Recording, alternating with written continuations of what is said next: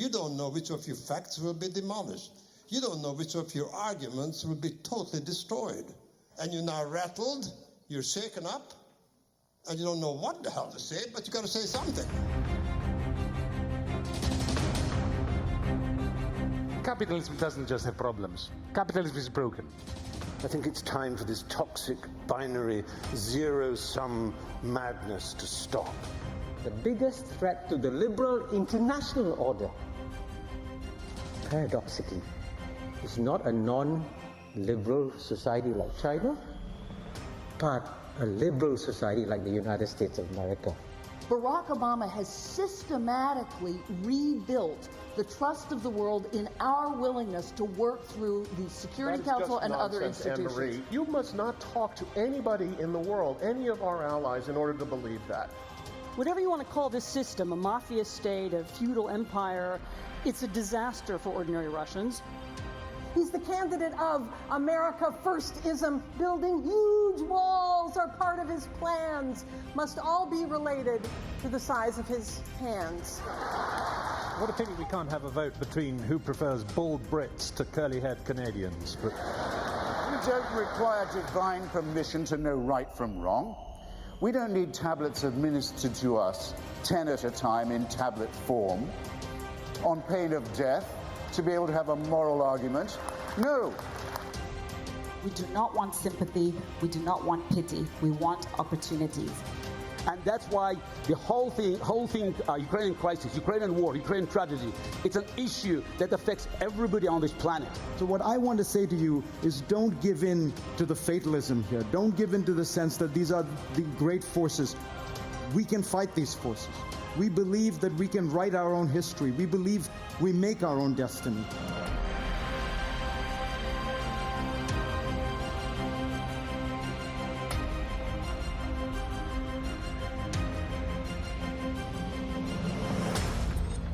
Ladies and gentlemen, welcome to the Munk Debates. Woo!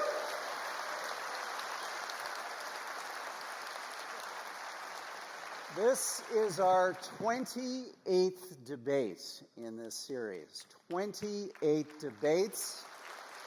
Wow. Many of you, I know, have been with us since that very first debate at the Royal Ontario Museum. And I got to say, coming back from this pandemic, to finally be here at Roy Thomson Hall with a full house, not a single ticket unsold, is a big credit to all of you. So thank you so much for your support for more and better public debate. We could not do this without you, and I'm so glad to have all these students on our stage tonight. Thank you, guys. You're in for a real treat this evening. And once again, we have an important, meaty debate for us to dig into. It's one that demands our attention. It touches on a lot of the key issues that are roiling our society right now. And it goes to the heart of what the media is in our democracy, the extent to which the media today provides us with the things that we need as citizens to make sometimes the difficult choices that we need to do about how we're governed. This is a debate about power. How do we hold power and the powerful to account, and what's the media's role in this? So I want all of us to think tonight carefully on our debate motion. Be it resolved, do not trust the mainstream media. Provocative. What does this mean? Well, we're going to find out tonight by inviting onto this stage 4 remarkable debaters. And once again, this could not be possible without the charity that has, for the last 28 debates, convened us here at Roy Thomson Hall and other locations across the GTA to have these conversations. So a big thank you to the Munk family and the Peter and Melanie Munk Foundation for hosting us this evening. Thank you, guys, for once again supporting this debate series. So that time has come. Let's get our debaters out here center stage debating our resolution, be it resolved, don't trust mainstream media. Arguing for the resolution is a veteran journalist, widely published author, Substack sensation, the new publishing platform, that's sweeping a lot of media right now. Please give a warm Toronto welcome to Matt Taibbi.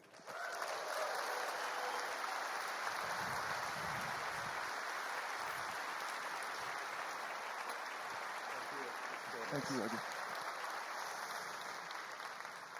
Well, Matt's debating partner tonight comes here directly from the front lines of the Russia-Ukraine war that he was covering for The Spectator magazine, where he is associate editor. He, too, is an acclaimed author, debater, and media commentator in the United Kingdom and America. Please welcome Douglas Murray.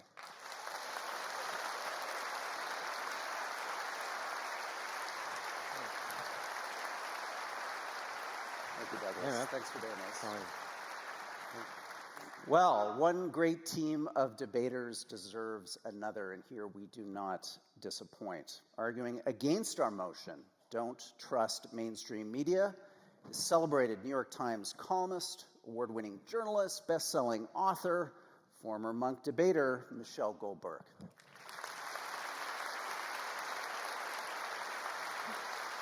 Thank you so much. Thank you. Feet up to right there. Michelle's debating partner is a Canadian journalist. Yes, I will claim him as one of our own. A veteran New Yorker staff writer, a podcasting sensation who doesn't love revisionist history, and an internationally acclaimed author. Ladies and gentlemen, Malcolm Gladwell.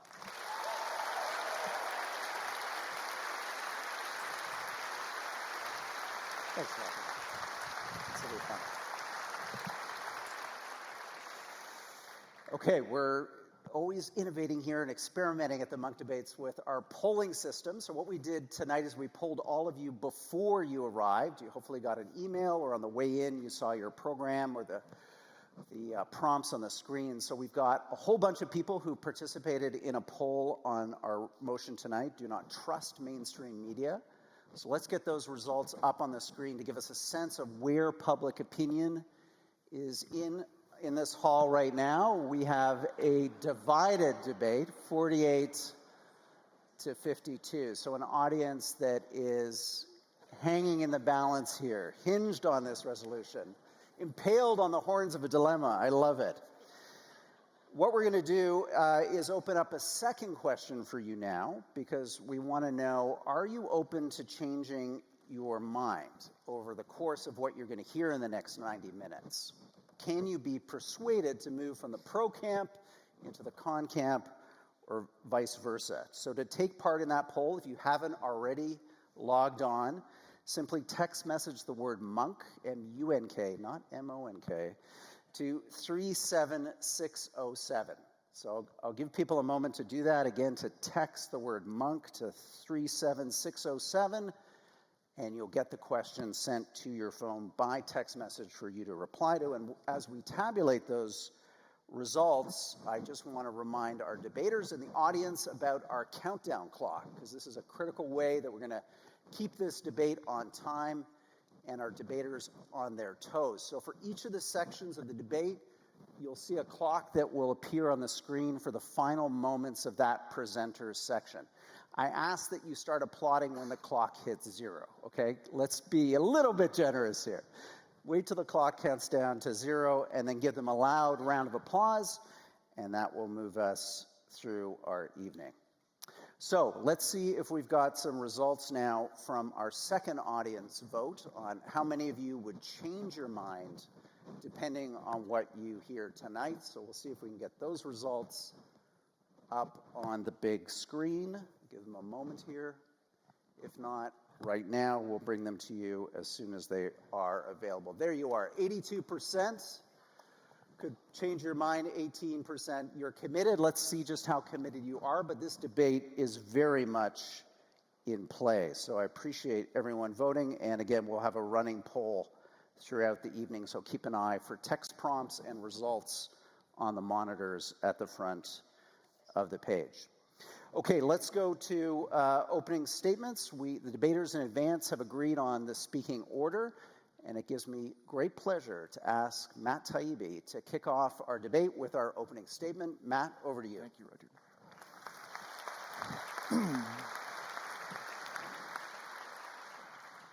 Be it resolved, don't trust mainstream media. My name is Matt Taibbi. I've been a reporter for 30 years, and I argue for the resolution. You should not trust mainstream media. I grew up in the press. My father was a reporter. My stepmother was a reporter. My godparents were reporters. Basically, every adult I knew growing up was a reporter. So I actually love the news business, but I mourn for it. It's destroyed itself by getting away from its basic function, which is just to tell us what's happening. My father had a saying, "The story's the boss." In the American context, this means that if the facts tell you the Republicans were the villains in a political disaster, then you write it that way. If the facts point more to the Democrats, you write that. If they're both culpable, as was often the case for me when I investigated Wall Street for almost 10 years after the 2008 crash, you write the story that way. We're not supposed to thumb the scale. Our job is just to call things as we see them and leave the rest up to you. But we don't do that now. The story is no longer the boss. Instead, we sell narrative in a dysfunctional new business model. Once the commercial strategy of the news business was to go for the whole audience. A TV news broadcast was aired at dinner time, and it was designed to be watched by the entire family. Everyone from your crazy right-wing uncle to the sulking lefty teenager in the corner. This system had flaws, but making an effort to talk to everybody had benefits. For one thing, it inspired trust. Gallup polls twice showed Walter Cronkite to be the most trusted person in all of America. That would never happen with a newsreader today. With the arrival of the internet, some outlets found that instead of going after the whole audience, it made more financial sense to pick one demographic and try to dominate it. How do you do that? That's easy. You just pick an audience and feed it news you know they'll like. Instead of starting with a story and following the facts, you start with what pleases your audience and work backward to the story. This process started with Fox, but really now everybody does it. From CNN to OAN to the Washington Post, nearly all media organizations are in the same demographic hunting business. According to a Pew Center survey from a few years ago, 93% of Fox's audience votes Republican. In an exactly mirroring phenomenon, 95% of the MSNBC audience votes Democratic. The New York Times readers are 91% Democrats. Left or right, most commercial audiences in America, anyway, are politically homogenous. This bifurcated system is fundamentally untrustworthy. When you decide in advance to forego half of your potential audience to cater to the other half, you're choosing in advance which facts to emphasize and which to downplay, based on considerations other than truth or newsworthiness. This is not journalism. This is political entertainment, and it's therefore fundamentally unreliable. With editors now more concerned with retaining audience than getting things right, lots of guardrails have been thrown out. Silent edits have become common. Serious accusations are made without calling people for comment.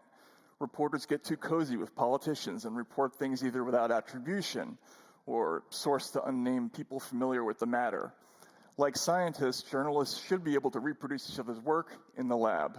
With too many anonymous sources, this is impossible.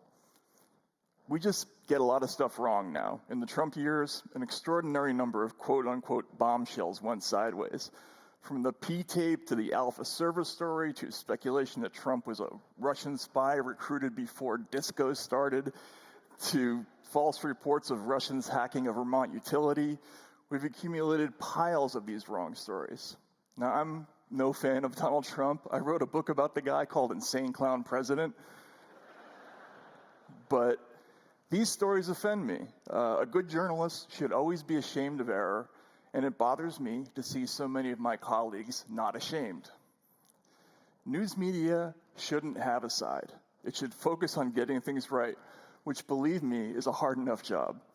Until we get back to the basics, we don't deserve to be trusted, and we won't be. Thank you very much.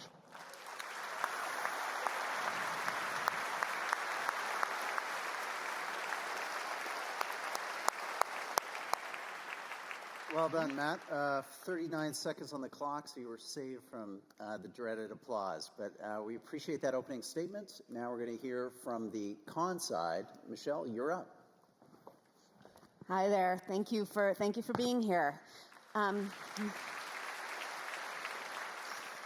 So I'm going to try not to make this argument too America-centric, which I know can happen with American journalists. But I do want to start by talking about an election that we just had in America, and some of the things that the media got wrong in the run-up to that election. There was an article on CNN, Why the Midterms Are Going to Be Great for Donald Trump. Politico commissioned a poll. The poll came back showing that more people intended to vote for Democrats than Republicans. Politico then wrote a story about how Democrats were about to get trounced and dismissed its own poll as an outlier. I bought into the red wave narrative because it was what the pollsters were saying. It seemed to be what the people who I thought knew what they were doing were saying.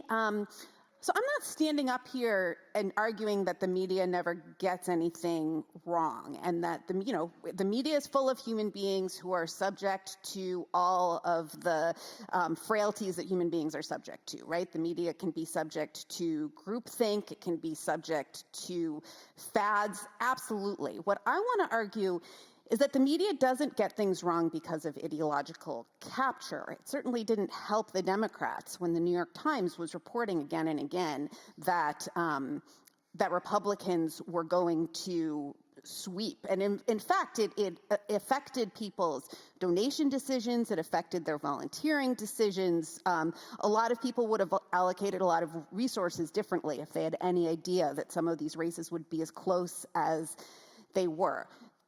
The media tends to overcorrect.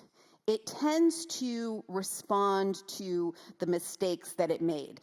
And this can result in new mistakes, but it also means that it is a mechanism that is inherently self-correcting. I think that when you say, can we trust the mainstream media? Obviously, you should seek out lots of sources, right? People should read Matt's blog, they should read conservative media, they should read liberal media. But think about the big stories of the last 5 years or so, from the Trump presidency to COVID to the war in Ukraine. Now, if you had just followed the CBC, the New York Times, the Washington Post, the BBC, they all got some things wrong. I think a lot of the media didn't pay enough attention, for example, to the problems of quote unquote, I say this as someone with young children, remote learning. I think we got a lot of things wrong during COVID. But in terms of the big stories, if you paid attention to the mainstream media, you were likely to be much safer and much closer to the truth than if you followed the kind of contrarians, if you followed the people who were saying, don't trust the mainstream media, trust these alternative sources of information. If you were saying that, for example, it was a common refrain, I think one that Matt made again and again throughout the Trump presidency, that people who were extremely alarmed about the prospects of authoritarianism, that people who believed that Donald Trump would try to overturn our constitutional order were hysterical. I think that the point of view of the hysterics is actually held up kind of well in light of January 6th. COVID, we got things, the journalists were following experts who were facing a once-in-a-century pandemic, and official guidance kept changing. So you heard different things about masks, you heard different things about whether or not the vaccines really prevented transmission, you heard different things about whether the J&J vaccine was as good as the mRNA vaccines. However, if you followed the mainstream media, you knew that pretty early, you knew that COVID was airborne, you knew that it was more serious than the flu, and you knew that the vaccines were likely to protect you. the COVID contrarians, the contrarian media, the one who were saying not to trust kind of mainstream sources of opinion, were saying this is just another flu. Deaths are going to be 6,000. The media doesn't want to tell you, I mean, Matt wrote this several times, the media doesn't want to tell you about ivermectin. Similarly, with Ukraine, you know, there was in the run-up to the invasion of Ukraine, again, I think Matt said that, you know, the media is overhyping this, that people are kind of taking stenography from the Biden administration, that Russia actually is probably not going to invade. And then when it did invade, what you've heard from a lot of kind of people who reflexively distrust the media is that the media is being too triumphalist. You know, they won't admit that Russia's doing much better than they say. They pretending that, you know, that the Ukrainians have more of a chance than they did. And again, I would just say that I think that the mainstream media has gotten the big things right. And so while mainstream journalism, there's a lot you can say against it. You know, I would, just to paraphrase Churchill, you know, it is the worst system in the world except for all the others. Thank you. Mm-hmm.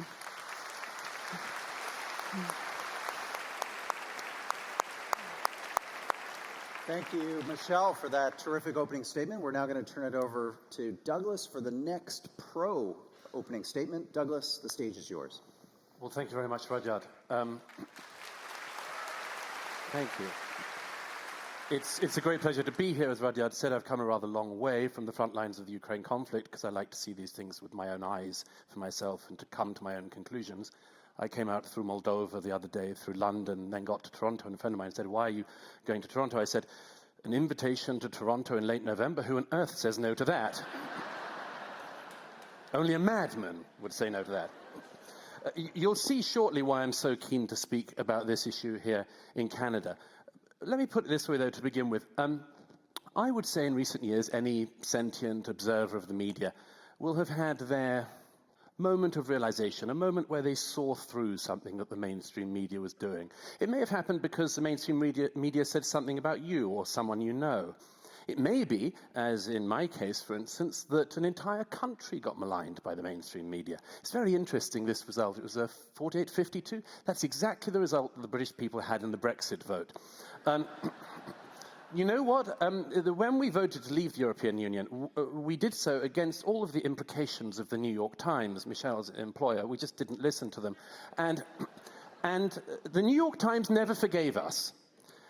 Ever since 2016, there has not been one story in the New York Times that's positive about Britain. We have had, and I'll run through some of them, we had a culinary review that said that the British people still survive on mutton and oatmeal. We had an anti-Brexit piece from the north of England, from Lancashire, a piece of reporting, where the author ended up having to admit that every single one of his facts was wrong, but his perception was correct. We had, recently the New York Times drafted in somebody from Russia Today, Vladimir Putin's propaganda channel, as an employee of the New York Times, to attack Brexit Britain. And when Her Majesty the Queen died, not 10 days of mourning was observed at the New York Times, 3 hours before they started attacking the Queen. And they did so day after day after day, because they hate Brexit Britain. That is just an agenda, ladies and gentlemen. That's not anything else. That's an agenda, one they've decided to take. Now, I said that I want to be here in Canada to talk about this because I think that this country has just been through something absolutely extraordinary. You really know that the world is in trouble when Canada becomes very interesting. I remember when your elections, as Norm MacDonald said, were all about, like, should we put up that bridge or not? Now Canada has become really interesting. It became interesting in January and February of this year. Why? Because you had protesters in Ottawa. Really interesting. When people come out in large numbers. And you know what the job of reporters is? The job of reporters is to go out and say, why are you on the streets? What brought you here? Why are you here with your kids? Why have you got a bouncy castle in the middle of Ottawa? That's a bit strange. Ask them questions. Just find out the story. But you know what? The government didn't want that in Canada.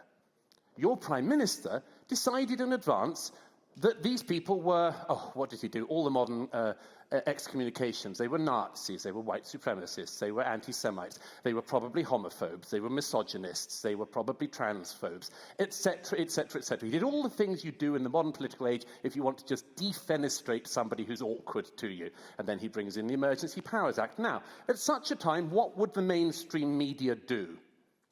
It would question it. It would question it. The Canadian mainstream media did not.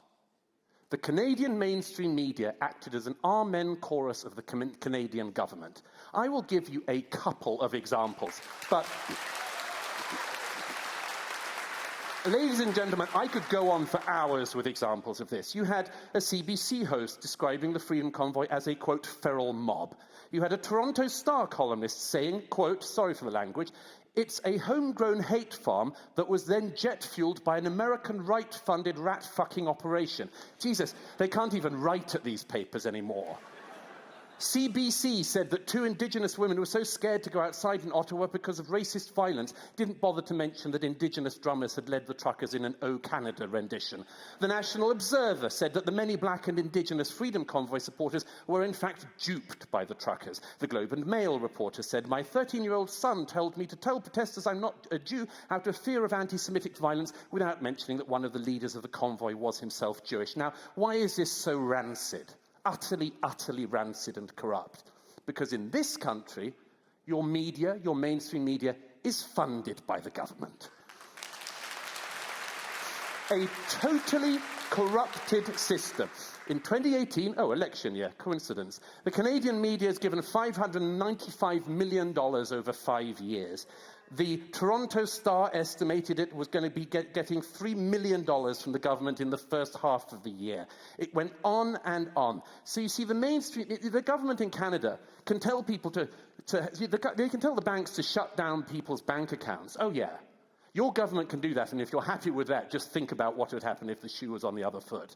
The government can do that, but in Canada, they can also tell the media what to do. And the media does the bidding of the Canadian government. That isn't a free society's media. I've seen unfree countries all my life. But this, in a developed liberal democracy like Canada, is a disgrace. We're not saying don't read the mainstream media. We're just saying don't trust them.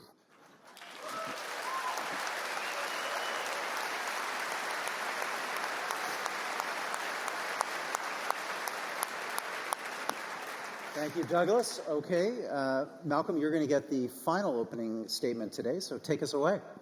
Thank you. It's a pleasure to be back home. I thought I'd just tell 2 very simple stories. One of them will not be about the truckers, who I think have been well defended by my colleague, Mr. Murray.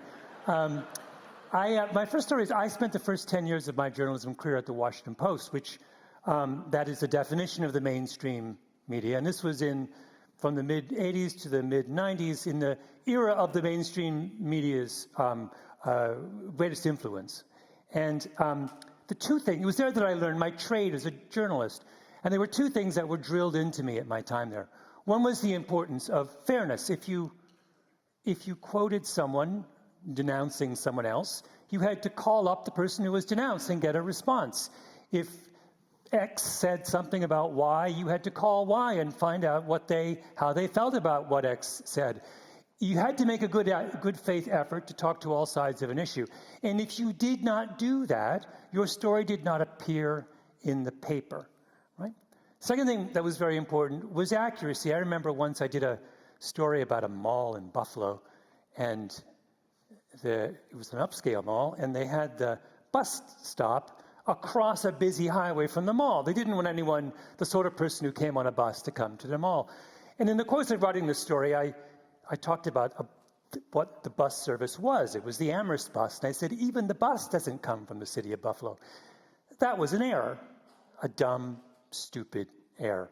The next day, the bus service and the mall and the city of Buffalo called the paper very angrily, demanded a correction, which they got the next day in a very prominent place. And I was pulled in by my editor and given a dressing down that I remember to this day, right? I mean, basically, I was told I was this close to being fired. That's how seriously the paper took the commitment to accuracy in its pages. Now, Matt would have you believe that those two principles are no longer a part of the brief of the mainstream media. I would like to say to him, that's completely false. He is so far removed from the mainstream media that I think he has a naive view about what goes on inside those institutions. They remain committed to a professional set of ideals that they have held for decades.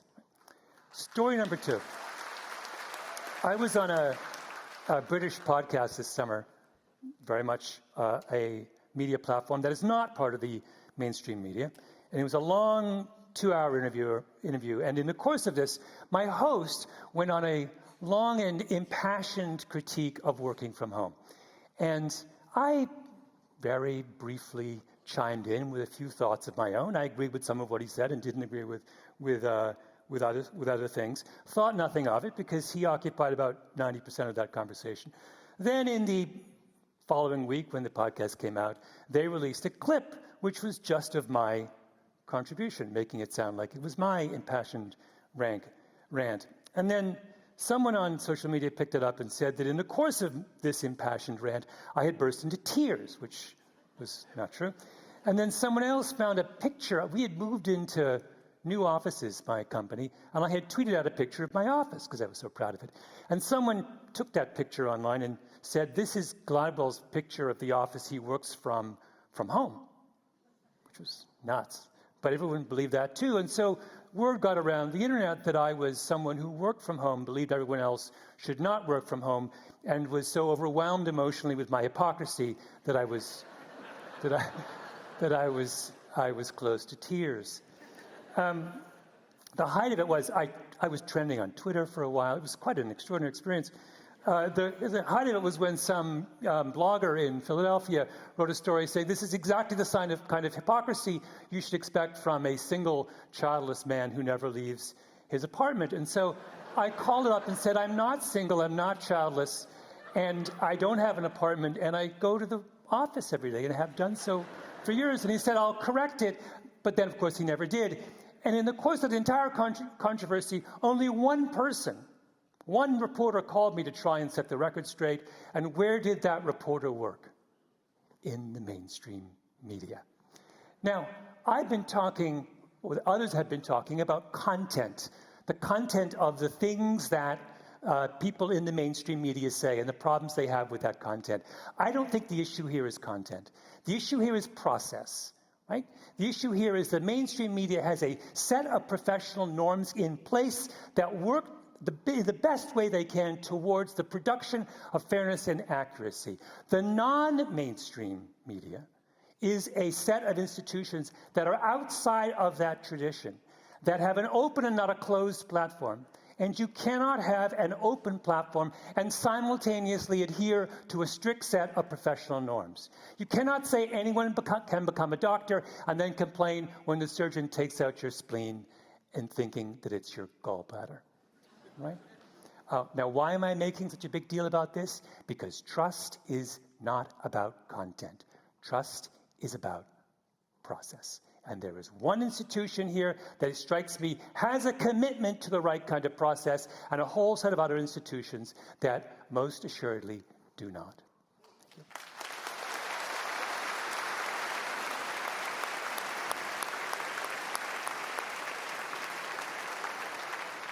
Thank you, guys. Some terrific opening statements. That's what the Munk Debates is all about. You've heard these different arguments. Now we're going to get into rebuttals. So it's an opportunity for each of our debaters to confront their opponent's ideas. You can follow along our running poll. The prompts are on the monitors, stage right and left. Let us know how you think this debate is unfolding in real time. But Matt Taibbi, you get the first opportunity to rebut what you've heard from Michelle and Malcolm. Well, first of all, I think I should respond to Michelle, who simply misquoted me, proving my point. I never once said the media doesn't want you to hear about ivermectin. I don't care about ivermectin. What I wrote about was people being deleted from the internet by platforms like Facebook for talking about ivermectin, which I don't believe in. I believe people should be able to talk about what they want without being removed from the internet. you're going to be the second person who's going to owe me a correction after this 538.com has already done that, made that mistake. Malcolm, you seem to think I've never worked in the mainstream media. I spent 15 years at Rolling Stone. I spent all that time writing 7,000-word features that had to be fact-checked every line. I'm absolutely familiar with the process of mainstream media, and that's why I'm so disappointed in what happened. The New York Times and the entire, basically, mainstream media spent years following a fake story about Donald Trump being in league with Vladimir Putin to fix the 2016 election. It was a wrong story. We have a leaked audio tape that was published in Slate.com where the editor of the New York Times says, well, we got caught a little flat-footed on that one because, our readers who want Donald Trump to go away are going to be disappointed about this. He says, we built our entire newsroom around one story, and they got it wrong. There's no way to defend that kind of inaccuracy, and it only happens if everybody wants so badly for it to be true that they overlook all the guardrails that are in place. No serious journalist that I know looked at that story and didn't have qualms about it. Yes, there are processes in place, and there was once an ethos in place, but that ethos is gone now. And maybe the processes remain, but there are too many errors proving otherwise.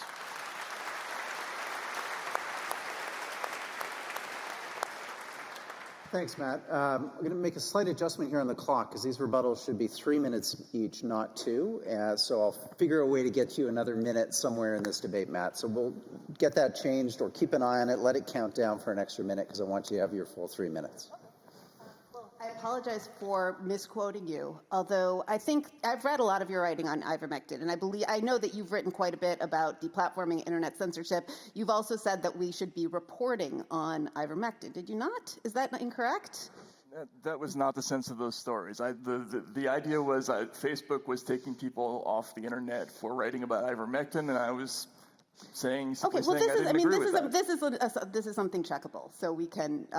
But I wanted to speak more broadly. Well, first of all, it's unfortunate that this is not a debate about was Donald Trump's relationships with Russia improper, so that I could be arguing the pro side. But I'm not going to go deep into the weeds of that. I do want to go into the weeds of the Ottawa trucker protests, because I might have been the only one of us. Did you cover them? No. So I think I might have been the only one of us who was at the Ottawa trucker protest. Glad to hear it. And I'm the kind of one of the liberal columnists at the Times. I've covered the far right. I showed up at the Ottawa trucker protests kind of expecting the sort of things that I've seen at Donald Trump rallies, at various even further right events, and didn't find it. I was really quite astonished. I think that it's been pretty conclusively shown that the organizers of this protest were people on the far right, were people with very kind of unsavory and sometimes racist ideas. But what really shocked me walking around and talking to people was how many people were just either totally politically disconnected. I remember getting into a truck with someone saying, "What inspired you to come here?" And he said, "Mushrooms." He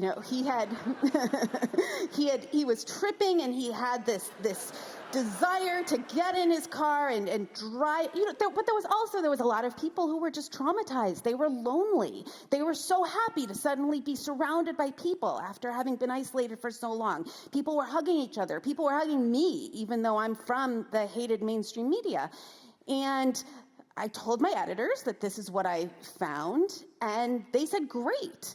That's more interesting than what we thought you were going to find." It was more interesting. And I wrote it, and they devoted an entire page to it. I'm not going to defend all of the mainstream media coverage of the Ottawa trucker protests. I didn't follow every single bit of reporting on it in the Canadian media. But I do think that having the ethos of wanting to be surprised and being willing to be surprised is something that you are more likely to find in, the New York Times, in the Washington Post, in people who write, in the New Yorker, than it is with people who do write for some of these contrarian alternatives to the mainstream media, and they really do start with a story that they a story that they intend to tell, often a story about the about the mistakes and dishonesties of the mainstream media. But the truth is much more complicated than that.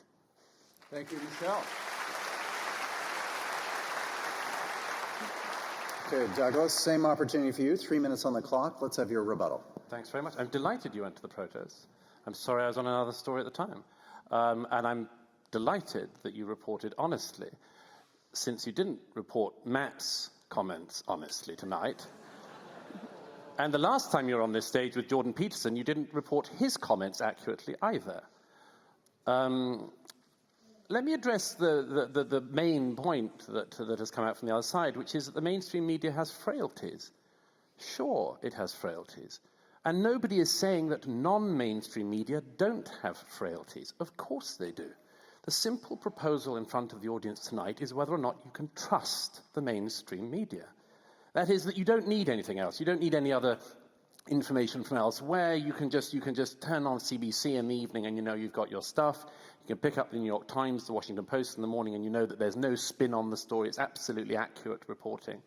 I was interested by Malcolm's story about himself because I wonder, Malcolm, if you hadn't have been yourself, whether you would have got that call from a journalist. I wonder if you weren't yourself, if you weren't a New York Times best-selling author, if you didn't speak to audiences like this. I wonder if you're just an ordinary member of the public who'd been grossly defamed in the mainstream media, whether they'd have bothered with you. I'd submit no. Because time and again, that's been shown to be the case. Now look, as I say, you don't have to believe this evening that you should never read the mainstream media at all. What we're simply saying, among other things, is, firstly, the mainstream media isn't the mainstream media that it used to be when we were all, sorry, some of you are a lot younger, but when most of us were growing up, okay? It's just not the same thing. It's running for money, it's running for cash, it's running for ratings and much more. It's just a different mainstream media, and you do need outside sources in that. You do need upstart blogs. You don't only need them, you don't need only read them, but you do need them. The second thing is, again, I come back to it, if the mainstream media today wants to put a spin on a story, they can do it all the way. Look at what happened the other day with the Colorado gay bar shooting in America. Again, we're in Canada, I don't want to talk just about America. Look at this, an appalling event. Somebody goes up and shoots up a gay bar. Whole load of the media start talking about the right wing, about the right-wing shock jocks who've caused this. They go on and on about it day after day until, oh, it turns out the man taken into custody is non-binary. Story disappears. That would have been a really interesting story to keep on at. But it just goes away because the narrative isn't the one that the mainstream media wanted. It's too complex. So I applaud you, Michelle, when you go and find complex stories and you explain the complexity. But that's not the habit of the mainstream media anymore.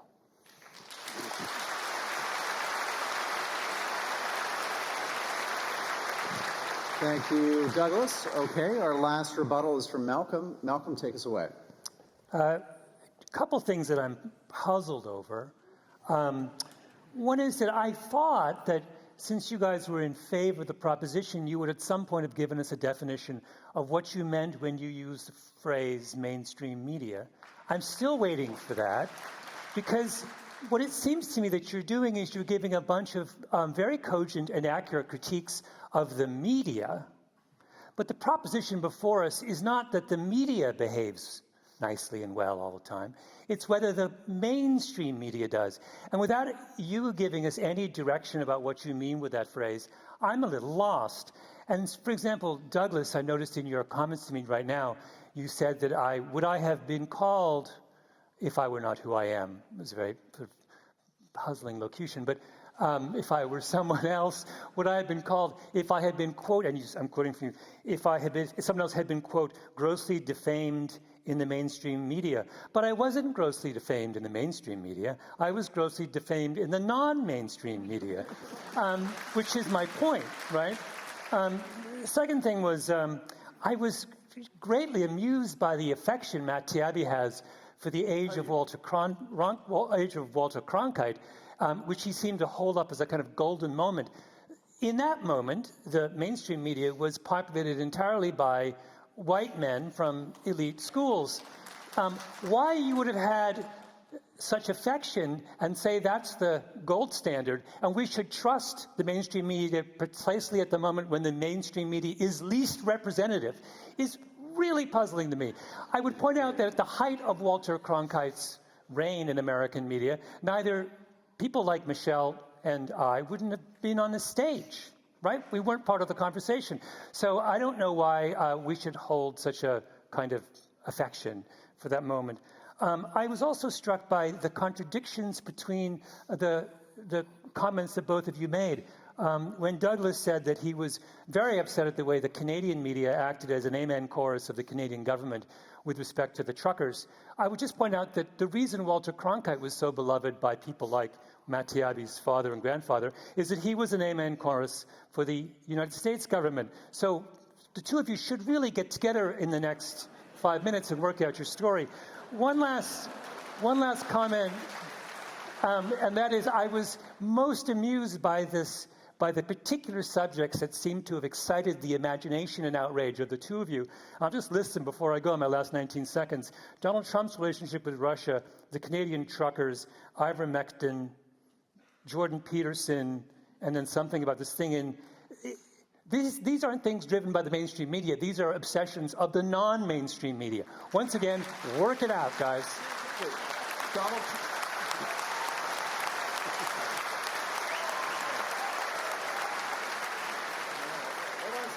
This debate is going off, as they say. I love it. So I'm going to use the moderator's prerogative here, and I'm going to do another round of rebuttals, guys. I'm not going to interrupt this wonderful back and forth. So, Matt, this time you are going to get 3 minutes on the clock, and then I'll figure out whether the rest get 3 minutes or 2 minutes. But you go first. 3 minutes on the clock to rebut what you've just heard. First of all, are you really saying that Trump's relationship with Russia wasn't not an obsession of mainstream media? It was basically the entire content of cable news for 3 years. There was almost, again, the editor of the New York Times, Dean Baquet, said, we built our newsroom around one story, that story. The New York Times doesn't get much more mainstream than that, I don't think. Defining the mainstream media is simple. I talked before about a bifurcated system where we have essentially two politically homogenous audiences. We have Fox News and conservative media on one side. The mainstream media, roughly speaking, is the other side, right? That's what we mean when we talk about the mainstream media. And yes, as I said in my speech, the old system under Walter Cronkite had its flaws, but it did have its advantages as well. Making the effort to talk to everybody garnered more trust in the public. There was a reason why people trusted news people more 20 or 30 or 40 years ago than they do now. Now, when people meet someone from the New York Times or from the Washington Post or from MSNBC out in middle America, they don't talk to them. You cannot get, those interviews are very difficult to get now because people perceive those institutions to be not on their side. Now, this is very different. I know this as a campaign reporter myself. I've watched over the years how this has changed. Once upon a time, I could interview for Rolling Stone Republicans with no problem. People loved it. They would always talk about how Dr. Hook was in the cover of Rolling Stone. But over the years, progressively, people became more reserved and they became more distrustful, and they should have been, because the media made more and more mistakes over those years. Think about the WMD episode. We talked about the haloed processes of the mainstream media. Everybody got this wrong, and not only did they get that wrong, after they got it wrong, they promoted all the people who were the most wrong and fired all the people who were the most right. Some of the people were never forgiven for getting that story right, and some of them are editing major magazines today for getting it wrong. So that people have a reason to distrust the media. Of course they do. That's all I have to say. Thanks, Matt. Okay. Let's continue with our rebuttals, but just for the sake of time and moving us through this debate, I'm going to go 2 minutes each for the remaining 3 rebuttals in this second round. So we'll set the clock to 2 minutes. And Michelle, you're up. So I guess the point that I keep coming back to is that this critique of the mainstream media, and particularly this critique of the mainstream media as kind of ideologically blinkered, is itself, I think, rooted in a very simplistic and distorted view of what's happening both in politics and in the relationship between the media and politics. I mean, specifically, the idea that there was nothing to the Trump-Russia story. And I don't want to go too deep in the weeds, but this is bananas. I mean, certainly the Mueller, people put too much hope, people who despise Trump put too much hope in that Mueller would bring him to justice. But what we've learned, I remember when this report first came down, that there was kind of concern in the intelligence agencies about Trump's relationship with Russia. If we had at that moment known that Donald Trump's campaign asked Russia for help in asked Russia for help in the election, if we had known that Donald Trump was seeking to do a huge business deal in Moscow and seeking Putin's assistance, if we had known at that moment that his campaign manager, who before then had managed the campaign of pro-Russian candidates in Ukraine, if we had known that his campaign manager was passing intelligence to somebody who was believed to be a KGB agent, and if we had known that Russia then did hack and leak the emails of the Democratic candidate for president, we would have thought, well, this is an astonishing blockbuster. And so it's really much more complicated than that. Finally, about Club Q, nobody believes that he is non-binary. If they did, they would think that this was a fascinating story and would love to report it. The media loves counterintuitive stories more than it loves ideologically convenient stories. It's simply that everyone knew that he was trolling us when he said that. Thank you.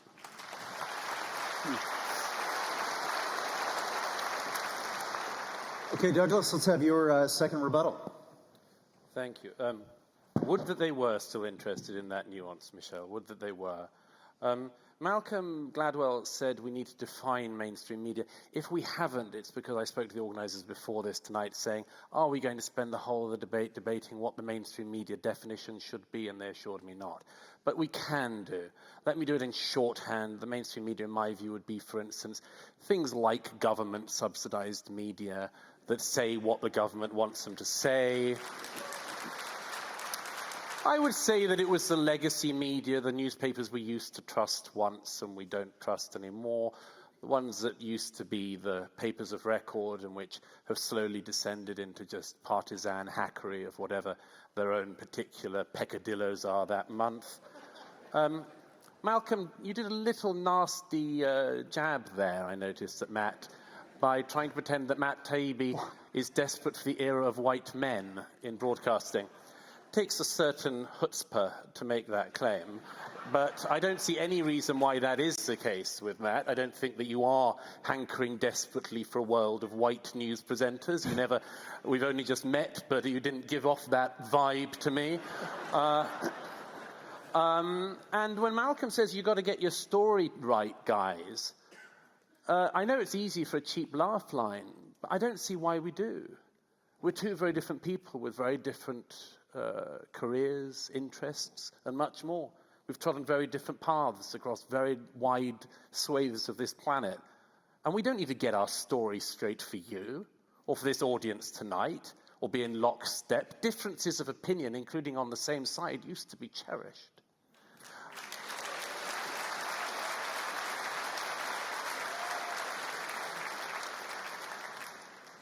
I could do more, but I'll leave it. Thank you. Okay, let's get our last rebuttal here from Malcolm. 2 minutes. Take us away. I was astonished to listen as Matt Taibbi doubled down on his defense of Walter Cronkite. I feel like there should be a giant picture of Walter Cronkite behind. And he said, the most incredible quote was, Walter Cronkite, the era of that era in journalism was distinguished by journalists, quote, making the effort to talk to everybody. Now, he's talking about the 1950s and 60s. I just wanted to make a short list of the people who were not spoken to by journalists in the 1950s and 60s. And you may want to add some, if I miss some, black people, women, poor people, gay people, people with mildly left-wing views. I mean, words fail me when somebody, when it presented with a critique of his rather idiosyncratic position on Walter Cronkite, comes back and says, "Oh, no, there's more to my great love of this man." The other thing that struck me in their comments was there's a weird obsession with the two of them with the notion that the media occasionally gets things wrong. And I wonder if they have confused the role of journalists with that of stockbrokers. Stockbrokers have to get their predictions right, but journalists don't. The job of a journalist is to use that famous phrase, to afflict the comfortable and comfort the afflicted. And sometimes that means you go down some dead ends and you chase stories that don't turn out as you want them or wish them or hope that they would turn out. But that is the nature of the business. And if that business seems uncomfortable to you, then I would suggest you should go into stockbroking.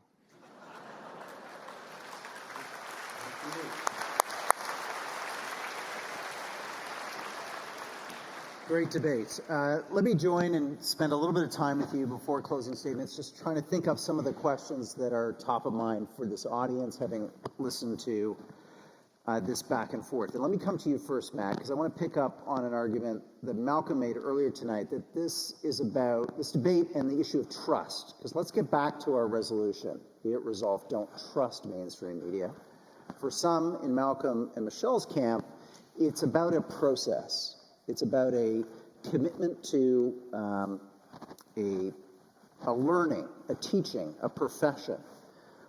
Why isn't that a reason to feel that there is something very special about the mainstream media versus Substack, where you work, where, I don't know, I assume those types of things are somewhat arbitrary as to whether your fellow contributors on Substack really care about fact-checking or care about searching out the other side to a story or to an opinion? Well, first of all, let's talk about process. Michelle brought up the assistant to Donald Trump's campaign manager, Konstantin Kilimnik. She called him a suspected Russian agent. Right. Yeah. He was also, we know definitely he was a source for the U.S. State Department, but his name, Konstantin Kilimnik, was splashed all over the news for a year. Do you know how many reporters called him? 2. Aaron Mate, a Canadian journalist, by the way, and myself. Nobody called him. This person who's supposedly the linchpin of the entire conspiracy, his telephone number is public. It's in the Senate report. Nobody from the Senate called him. Robert Mueller didn't call him. Nobody from the New York Times called him. It was left to a couple of independent journalists to do it, which to me suggests that there's something going on process-wise that's a little different from the way things used to be. Once upon a time, I think journalists were more interested in what was true and what was not true than whether or not this fit the narrative or not. And I think what happened with the Trump-Russia story is, what's the upside for a lot of these institutions to call up somebody like Konstantin Kilimnik and find out his side of the story? Is that going to get on the front page of the New York Times? Probably not. And so, yes, there are processes. Fact-checking is important. I do it. I hire fact-checkers to do it. But this is not the standard process for all mainstream media institutions anymore. We don't do it as much as we used to. Part of that is for financial reasons. Wait, I can't sit here and let you make these statements that without any kind of, we don't do that as much as we used to for financial reasons. I mean, I worked at the New Yorker. The New Yorker, if anything, spends more money on fact-checking today than it did in the past. I would have thought, with my first book, I didn't hire a fact-checker, but then I observed the number of errors in it. I also observed that the nature of the journalism world in which we live, the scrutiny of journalists is such that it's really perilous not to have a fact-checker. And so now I have fact-checkers. Many other people, I think, have observed the same thing, that there is now so much attention paid to the accuracy of things that writers say, that you'd better make sure you don't have errors in your. So, I mean, Matt, I understand that you do have this wonderful nostalgia for the way things used to be, but I think that you need to fact check some of your nostalgic notions about the wonderful world of the 1950s. Who was watchdogging the New York Times in the 1950s? Nobody was. It was a tiny little universe of people now watchdog institutions like that, and so they have a higher commitment to the truth. So first of all, hold on, Matt. Let's bring Douglas in on this. I just want to hear his voice. Doug is speechless. I'm never speechless. It's not a problem I suffer from. I can't sit here and listen to Malcolm Gladwell talking about fact-checking and the importance of it. Not to get too mean, Malcolm. I read your book, David and Goliath. The chapter on Northern Ireland is more filled with inaccuracies than any other chapter in a non-fiction book I have read. It is, having written a not very well-selling, but widely acclaimed book on Northern Ireland myself, my book on Northern Ireland didn't sell anywhere near as much as yours did, Malcolm. But mine was filled with facts. And well, now. Your chapter on Northern Ireland was so filled with inaccuracies. Irish historians ripped it apart. Would that you had a fact checker, Malcolm. Would that you did your own research. But anyway, let me get back to another point. I must say, you do a very good job of it. But you must say, you do have a tendency to accuse those who disagree with your opinion. No, it's not disagreement. It's not disagreement, Malcolm. You didn't know that the provisional IRA were responsible for 60% of the deaths in the Troubles. There were basic things you just didn't know, Malcolm. No. I'm sorry, it's not my fault, it's yours and your fact checkers. I didn't know that the function of this debate was to rehash the accuracy of a chapter in a book that I wrote 12 years ago. Well, you were the one that started talking about fact checkers. I'm simply saying, why don't you employ some? I suspect or your publishers.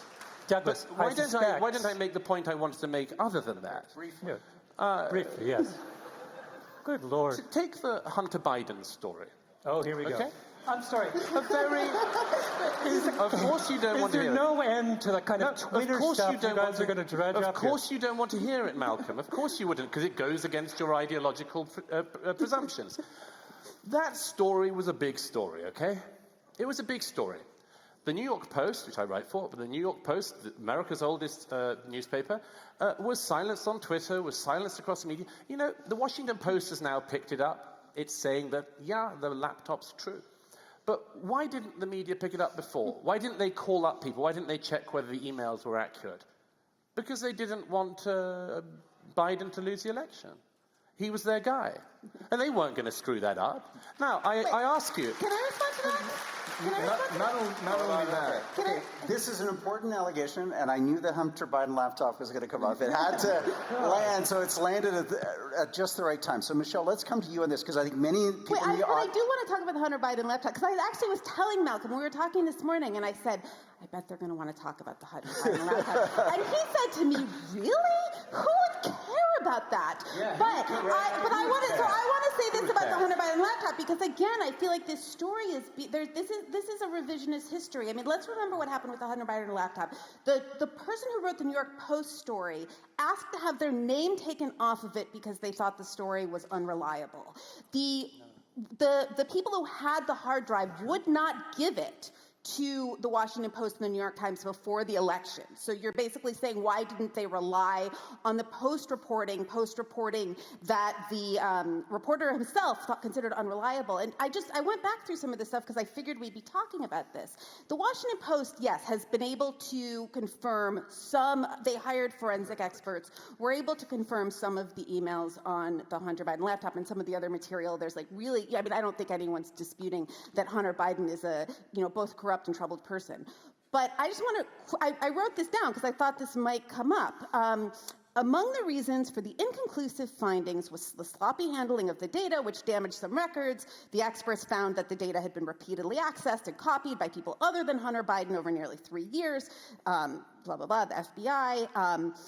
The security experts who examined the data for the Post struggled to reach definitive conclusions about the contents as a whole, including whether all of it originated from a single computer or could have been assembled from files from multiple computers and put on the portable drive. So the media has covered this, but they have also been, I think, careful given the fact that this stuff still cannot be authenticated. And I spoke at the very beginning about the media kind of trying to self-correct, sometimes to a fault. And when there was a leak, when Hillary Clinton's emails were leaked and emails from the DNC were leaked, in 2016. I mean, I was at the Democratic Convention, and you sort of saw how it turned the mood, how it soured the mood, how it angered so many of the Bernie Sanders supporters. So it had a real impact on the way that race unfolded. And I think that in retrospect, a lot of media came to see that how that material was obtained and how it was kind of strategically disseminated was as important of a story as the contents of those emails, and that they had made a mistake by only focusing on the latter. And so they didn't want to make the same mistake again with the Hunter Biden laptop. And you were arguing, it seems to me, that they should have. Yeah, so guys, let's have you respond to that, because this could be an example where the media, seeing a campaign of successful disinformation run by a foreign government against a candidate running for president of the United States, could in a sense be replicated again in the Biden laptop. Maybe that was not the case in the end, but wasn't that a responsible thing that only the mainstream media would have done, taking a more cautious approach to uncertainty when reporting the news? First of all, the 2016 campaign was not disinformation. It wasn't fake. Those emails were real. They were all authentic. The manner of how they were obtained was shady, but they were true. So you can't call it disinformation. Neither was this. This was not disinformation. And news organizations are not required to report on anything. No one has to do the story on the Hunter Biden laptop if they don't want to. They're not obligated to. However, they went beyond not covering it. They wrote stories that this was Russian disinformation. They repeated the statements made by 50 former intelligence officials who described this as having all the earmarks of a Russian information campaign. By the way, they didn't use the word disinformation. But that wasn't even the most important part of the story. The important part of that story wasn't even about Hunter Biden. It was about the decision by Facebook and Twitter, at the behest, at least in the case of Facebook, of the U.S. government to quash or dial down that story and deny access to that story. That is a historic moment in the history of censorship in our country. Okay, come quickly on this I've got to add to that. It's like, Malcolm, you're kind of, oh my God, what a yawnaroo the whole Hunter Biden story is. How boring to talk about the idea of corruption at an epic scale in the first family. How boring. Who would want to harp on about that? Let me try the counterfactual on you. It's October 2020. And a huge number of emails are suddenly dumped, revealing unbelievable scandal in the Trump family. I don't want to concentrate on the dick pics and the crack and stuff. Never mind about Don Jr. if he'd been doing that. Let's just focus on the emails. There was a very easy way, Michelle, as you know, to certify whether this stuff was true. You could call up anyone on the email chains and say, did you get this email? They didn't bother with any of that stuff. They'd have been excited as hell across most of the mainstream media if this had been emails from Donald Trump's son saying, and I'm no Trump fan, let's not get into that cheap rut. But if it had been Don Jr. saying to his child, you've no idea what I've done for this family, the demeaning things I've gone through, I have to give half of everything I earn to my dad. Oh, you're Nauru, definitely. Who'd care about that? No, the point is simply that this was one of the occasions in recent years where the mainstream media showed its transparency as a political organization. That's why we care. Okay. So this is a key point of the debate that I think, Malcolm, is on a lot of audience members' minds. Why is it when these mistakes, or in case maybe this wasn't a mistake, a sudden cautiousness emerges, why does it always seem to, if we look at the circumstances over the last few years, benefit one political orientation and seem to disadvantage a party or an individual of another political orientation. Do you guys remember, like, butthurt emails? I mean, does anybody remember the completely outsized attention paid to Hillary Clinton's information security protocols in the run-up to the 2016 election? I mean, this was on the front page of the New York Times constantly. This was just an absolute drumbeat that the most important thing in the 2016 election was Hillary Clinton having a private email server. I mean, the idea that these distortions always benefit Democrats and work against Republicans is simply not the case. Again, I apologize for making this so, kind of America-centric. And I would similarly say, BuzzFeed published the Steele dossier after the 2016 election, but it was floating around before then, and people didn't report on it because they couldn't verify any of it. So again, I just think the media makes mistakes, but the idea that the media is the idea that these mistakes always run in one direction, it is simply not the case. Do you want to come in on this, Malcolm? Well, I was struck once again in listening to our opponents by how much their arguments resemble the kind of classic structure of a conspiracy theory. A conspiracy theory is a theory in which one assumes a degree of unanimity and collaboration amongst one's foes, right? The conspiracist speaks of those who disagree with himself or herself as if they had a single voice. And there are numerous really unpleasant examples of this. This is not one of those. This is a much milder, more naive variant on the traditional conspiratorial model. But nonetheless, when Matt and Doug speak about the mainstream media, they're acting as if there's a big room, possibly in New York or in Washington, D.C., or maybe in between, so that each party has equal access to the room, in which everyone gathers every morning and makes up the agenda for the day, right?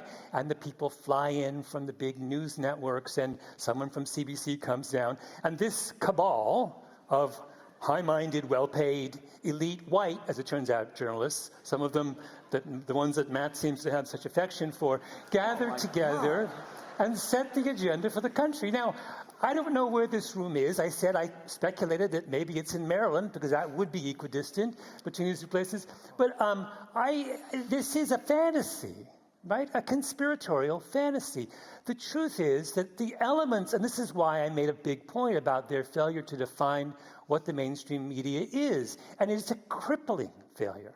Because they never really grasped and told us what they were talking about, they were free to construct this mythological thing where all these people get together and set the agenda. There is no thing, and there is no agenda. There are a variety of disparate voices, and they have chosen to cherry pick and create this complete mythology. It's so strange. It's so strange hearing you debate, Malcolm, because you listen to nothing that your opponents say. It's quite extraordinary. I've met it before, but never quite so badly as it occurs in you. You keep saying things that neither of us have said, and then you try to pathologize what we say. You decide to say things like, it's a conspiracy theory. If it comes from this side, it's a conspiracy theory. You say, we don't do our research. We're just conspiracy theorists. Apparently mild dose of it, he says, in his excellent medical-like analysis of his opponents. We just have a mild dose. No, Malcolm, why don't you listen to what comes out of our mouths and try to learn something from it, as I am with you this evening? But at the moment, all I get is you dismissing every single story we come up with, every egregious failure of the mainstream media. I've given you a definition of what I think of as the mainstream media, so your attempt to claim that we haven't answered it yet is just another straw man in your massive legion of straw men you keep creating this evening. But I beg you to actually consider the fact that what we are describing is, even if you think not as accurate as you would like, an expression of a problem that is going on in our societies. Functioning Functioning liberal democracies need to have trust in their media. And the best that your side has been able to come up with so far tonight is to say, we get things wrong quite often, but you should trust us.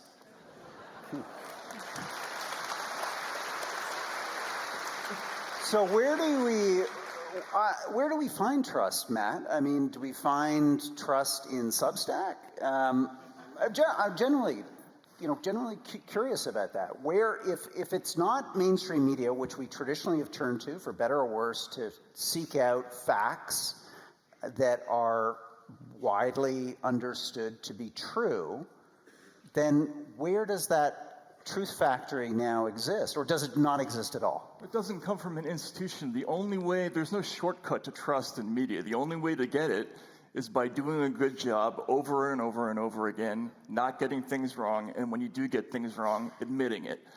There's no other way to do it in media. And the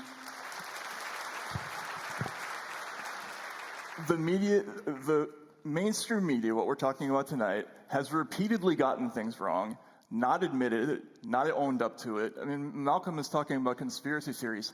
Let's talk about a story that was huge in America for years. This idea that Donald Trump's lawyer, Michael Cohen, was making visits to Prague. Now, this came from the infamous Steele dossier. If you read the dossier, basically the idea is Trump sent his lawyer to go meet with hackers and Kremlin representatives in Prague, and Steele says that they would preferably be Romanian hackers who would afterwards retreat to Bulgaria, where they could use that country as a bolt hole to lie low.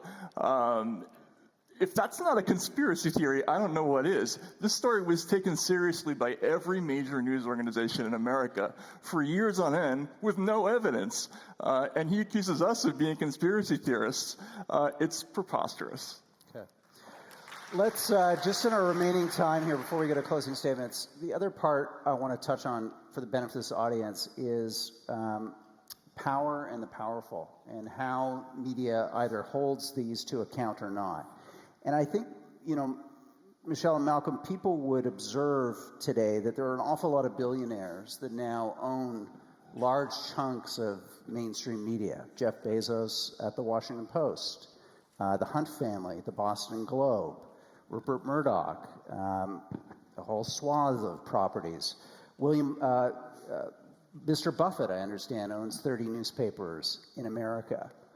Do you guys acknowledge, or do you fear, are you concerned about the extent to which mainstream media now is a plaything of some very powerful corporate interests that may not have the interests of citizens or their democracy at heart? I think that that's obviously true. Right? I think that that's inarguable. I would be surprised if there was any difference of opinion between us on that. I don't think that that's something, it's something that is new in terms of the scale of the wealth, because, we live in an age of ever escalating inequality, but it's not a new thing that very rich people have controlled the press. That's been true for as long as there has been a press in this country. I do think, however, that when you asked before about how you restore trust, and again, I know I keep saying this, I apologize if this is not totally relevant to the Canadian context, where you have, kind of media organizations funded by the government. In the United States, where you don't have that, except for things like Voice of America and NPR, one of the biggest crises in terms of trust in the mainstream media, I believe, has sort of very little to do with ideology and much more to do with corporate consolidation. There's been an absolute decimation of local media, and that doesn't just kind of impoverish our view of what's going on in the country.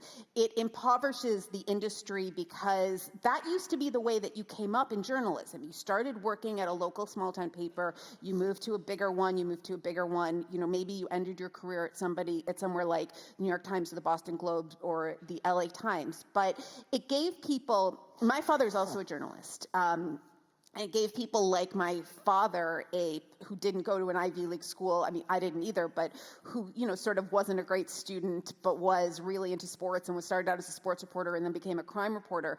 you had a non-elite path into the mainstream media. It was much more of a blue-collar profession because of the structure of it, because of the way you sort of learned the craft. And it also cultivated trust because you could see for yourself if the world that the newspaper or the local news was describing was the world that you saw. You would see people you knew, things that were happening in their community reflected in the newspaper. And so you would be able to develop a kind of different relationship. You knew journalists, you saw journalists in your community. That has been decimated, but that is not a story of left-wing ideological capture. That is a story of kind of amok capitalism and plutocracy. Thanks, Michelle. Well said. So a similar question for you guys, which is, there's another billionaire out there who's got his hands on a media platform. His name is Elon Musk, and it's called Twitter. So, I mean, don't we need the mainstream media even more in the face of Elon Musk's Twitter 2.0? Well, no. I mean, the issue with Twitter is about whether or not there are hands secretly on the levers behind the algorithms. And the problem with Twitter as a platform in recent years, as I think everybody who studied it knows, is that there has been a prioritization of certain accounts, shadow banning, all sorts of stuff that Twitter pretended it wasn't doing and then admitted that it was. And, of course, the usual political bias. Now, you can see the political bias in the people coming back on Twitter since Elon Musk took it over. There are no cancelled left-wing accounts coming back on because mostly it wasn't left-wing accounts that were being cancelled. It was right-wing ones, conservative ones, including ones I have no taste for or appetite for. But the fact is that there was a shadow game going on at Twitter. And we will discover in the coming weeks, as Elon makes the discoveries clearer, we will discover exactly what that looked like, how behind the scenes Twitter was able to lean to subdue certain accounts, certain stories, how it was able to promote other ones. But that's if I can say so, a slightly separate question to this one. Hopefully Twitter and other social media companies would simply allow a flourishing of the media so that everyone can have their say. It would not be something, for instance, which decided that if a conservative newspaper drops a very big story before an election, you lock that newspaper out of its account for weeks on end. Yeah. Okay, let's go to closing statements. We're going to take these in the opposite order of the opening. 3 minutes on the clock for each of you. I'm going to leave the stage, and Malcolm, pass it over to you to kick us off for the closing statements. Thank you. Thank you. Here's what I think the debate boils down to, and that is that our opponents believe that the mainstream media they're concerned that the mainstream media, to the extent that they have told us what it is filled with people who don't think like they do, and that fact makes them uncomfortable. And in support of this, they have given us a long list of rather predictable hot-button topics taken from their Twitter feed. And my question was, what would make them happy? So what would restore the trust of Matt and Doug in the mainstream media? And I think with Matt, the answer is obvious. He would like, if the world resembled 1955 again, that would fill him with joy. Doug would like more stories on the Hunter Biden laptop. 4 times you're going to play the race card? But more card? seriously, I mean, really? I think that they would be happier if they felt that the composition of prestigious journalistic institutions more closely reflected the full range of ideological attitudes in the American public. That is actually a serious proposition. I don't mean to make light of it at all. But it is one that makes me a little uncomfortable, because I don't think that you can ultimately say that trust in institutions is reserved solely for institutions that perfectly match the characteristics of the general population. It's like saying that we don't trust kindergarten teachers because kindergarten teachers are overrepresented with people who have an enormous amount of patience for temper tantrums of 4-year-olds. I mean, they are an extraordinary and very specific subgroup of the population that performs very well in that particular task. More generally, though, when we say of journalists that I don't think we should be judging the quality and trustworthiness of journalists by the composition of that group or by their private ideological positions. I believe that in a liberal society, that we have to believe that the people who compose our professions can place their professional obligations above their personal ideological positions. And if you don't believe we are capable of that act of transformation, then you can't have trust in any of the institutions that make up liberal society.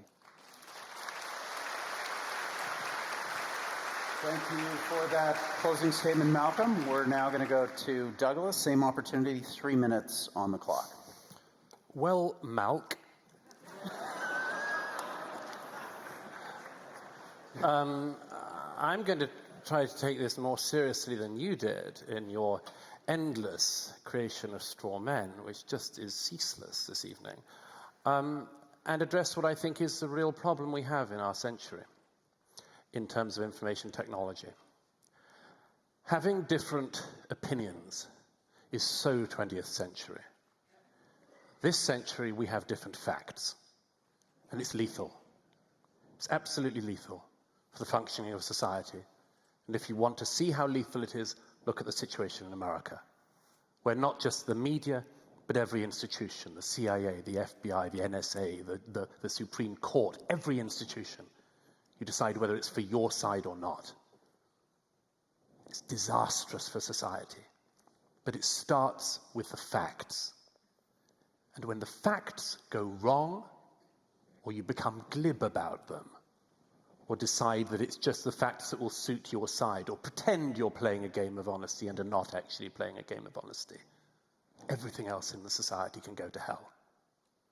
This side has not been saying any of these straw men that you've been so kindly creating this evening, Malcolm. We've been saying that the mainstream media cannot be trusted. That is all. We're not saying don't read it. I repeat, we're not saying don't absorb it. Of course, you'd be an idiot to say that. What, you think we're only going to read Substacks for the rest of life? There's not even time. But the mainstream media is currently failing. It is failing you, the public. It is failing its employees. It's failing at its central task. You quoted one example of what journalism was meant to consist of. I would quote another, what George Orwell said. It's out on his statue outside the BBC. Sadly, the employees do not read it every morning before going in. But George Orwell famously said that the job of a journalist was to tell people facts they don't want to hear. The problem we have in our century coming up is that people will be paying for and absorbing only the facts they want to hear. The argument we are making is one of hygiene, basic hygiene in the media, in the mainstream media. I don't want to blow it up. I don't want an end to it or anything like it. I spent a significant amount of my life in the mainstream media. We just want it to be honest. We just want it to be factual. We don't want it to chase its own prejudices. We just want it to speak truth, whatever that is. That's not so radical.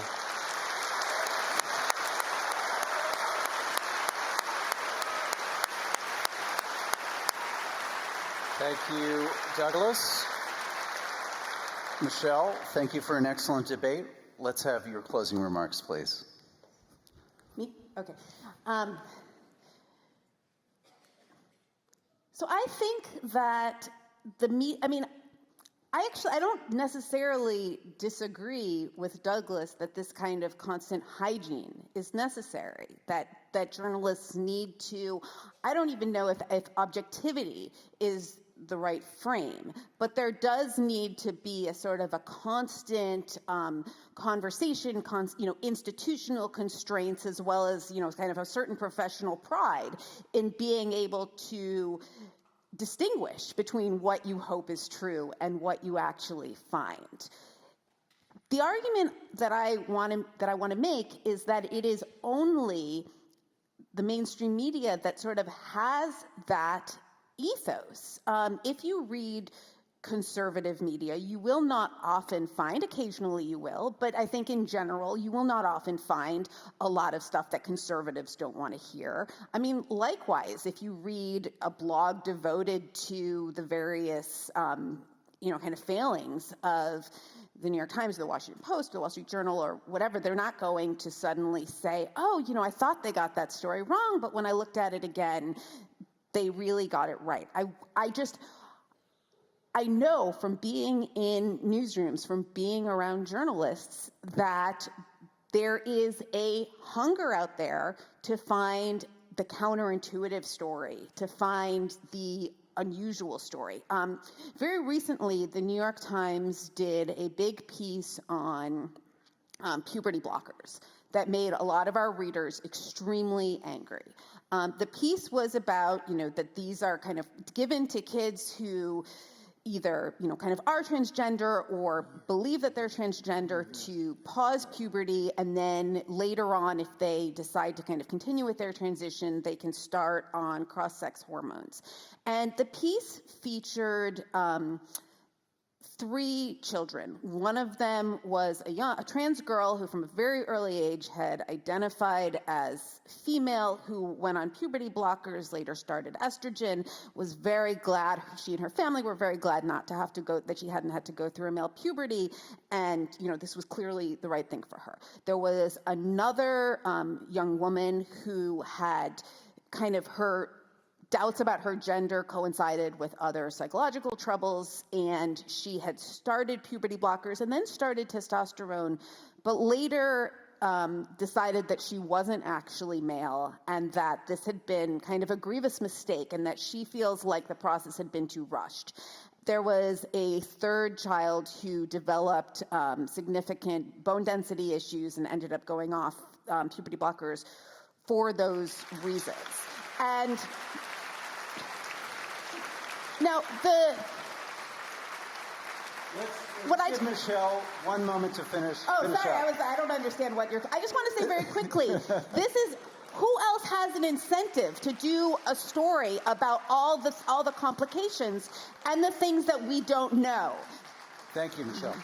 Appreciate it. Thank you, everybody. We're going to give the last word in this debate to Matt Taibbi. Matt, take us home. First of all, just quickly, the notion that the New York Times should be patted on the back for doing this story, like the Hunter Biden story, years late, after all the people who had touched that subject were ostracized and in some cases actually thrown out of the mainstream media. They're working on podcasts now as opposed to working for big magazines like they had before. Douglas was writing about this years ago. So was I. I first wrote about this for The New Yorker in 2014. Not the New York Times. Yeah, anyway, it's like, I think it's a little odd to give yourself credit for a story I didn't write it. I'm not giving myself credit. All right, fine. Look, tonight we talked a lot about whether or not you should trust the mainstream media, but for the business, there's a more urgent question, which is, do people trust the mainstream media? And we already have an answer. This is the headline from a recent Gallup Trusted Media survey. Americans' trust in media remains near record low. Washington, D.C., Dateline. At 34%, Americans trust in mass media to report the news, quote, fully, accurately, and fairly, is essentially unchanged from last year and just 2 points higher than the lowest that Gallup has recorded in 2016 during the presidential campaign. Just 7% of Americans have a great deal of trust and confidence in media, and 27% have a fair amount. Meanwhile, 28% of U.S. adults say they do not have much confidence, and 38% have none at all in newspapers, TV, and radio. Notably, this is the first time that the percentage of Americans with no trust at all in media is higher than the percentage with a great deal or a fair amount combined. So, whatever the reason, mainstream media has an enormous trust problem. And it's doing an ostrich act. It's pretending it's not happening. It's pretending that it's somebody else's fault. When you're a writer, when you're a journalist, and people don't trust you, it's always your fault. It's always a communication problem. You can look back. I remember covering the 2016 presidential campaign. The news media couldn't have gotten that story more wrong for longer. First, every single data journalist said with absolute certainty that Donald Trump would never be the Republican nominee. Nate Silver from 538.com said that Donald Trump would play in the NBA before he'd be the Republican nominee. Then they gave him no chance to win the general election. And after that happened, they should have looked inside and said, what did we get wrong? How did we miss this? Well, you missed it because you're living in a bubble and you're no longer in contact with the rest of America. And that's the problem with the media today. Thank you, Matt.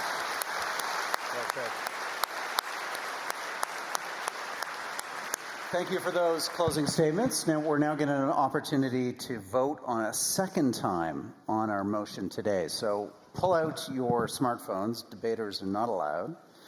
And you're going to text the word MUNK, M-U-N-K, to 37607 if you're not already registered with our poll system. There's also a QR code in your program. You can scan the QR code and activate the second vote on our audience motion tonight. Be it resolved, do not trust the mainstream media. While we let that vote build, let's just quickly review where we started out tonight's debate. It was pretty much a split opinion. If those numbers held, they may have counted a few more votes over the intervening period of time, but I believe it was 52-48. Let's see if we can get the first audience vote back up on the screen. Give our techs here a second. There we go. 48 in favor, 52 opposed. We then asked you how many could change your mind if you were so inclined, depending on what you heard over the last few minutes. 82% said yes, you could change your mind. 18% no. So public opinion was fluid, in play. So let's see what happened over the last 90 minutes. Did either team of these debaters swing opinion one way or another? We're going to have the pre-audience vote up on the screen, and then we will show the new vote. There we go. 67% in favor of the motion, 33% opposed. That's what I like to see. So a nice swing in opinion yet again. That's what we like at the Munk Debates. People's minds, views, opinions changed by what they heard. It's an important feature of this series. And again, it would not be possible without the Peter and Melanie Munk Foundation and all of our generous members here tonight.